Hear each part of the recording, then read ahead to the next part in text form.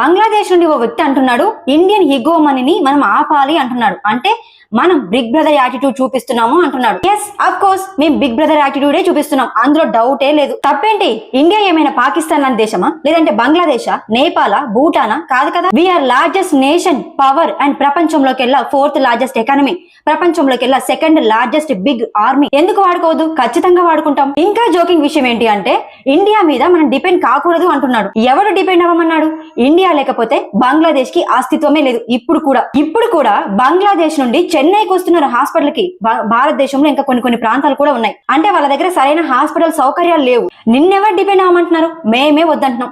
బంగ్లాదేశ్ నుంచి వచ్చే అన్ని వీసాలు క్యాన్సిల్ చేయాలి. Medical visa, educational visa, tourism visa అన్నింటినీ క్యాన్సిల్ చేసి పడేయాలి. మనం కూడా బంగ్లాదేశ్ కి వెళ్ళొద్దు. మన దగ్గర నుండి రా మెటీరియల్ జూట్ తీసుకెళ్లి తయారు చేసి మళ్ళీ మనకి అమ్ముతారు. అది మనం ఆల్రెడీ స్టాప్ చేసాం, కారిడార్ కూడా క్లోజ్ చేసాం. Adani power supply company special గా బంగ్లాదేశ్ కోసం ఒక పవర్ ప్రాజెక్ట్ ని యూపీలో కట్టింది. మొత్తం బంగ్లాదేశ్ కి వెళ్లే పవర్ సప్లై లో ఓన్లీ అదానీ కంపెనీ నుండి వెళ్లే పవర్ మాత్రమే 14% కవర్ చేస్తుంది. ప్రాజెక్ట్ మొత్తాన్ని గవర్నమెంట్ తన చేతుల్లోకి తీసుకొని బంగ్లాదేశ్ కి వెళ్లకుండా ఆపాలి. గుజరాత్ నుండి పెద్ద మొత్తంలో హిల్సా ఫిష్ బంగ్లాదేశ్ కి వెళ్తుంది, వాటిని కూడా ఆపాలి. ఇంకా చాలా చేయొచ్చు. బంగ్లాదేశ్ కి వెళ్లే క్రూడ్ ఆయిల్ మొత్తం ఆపేసేయాలి.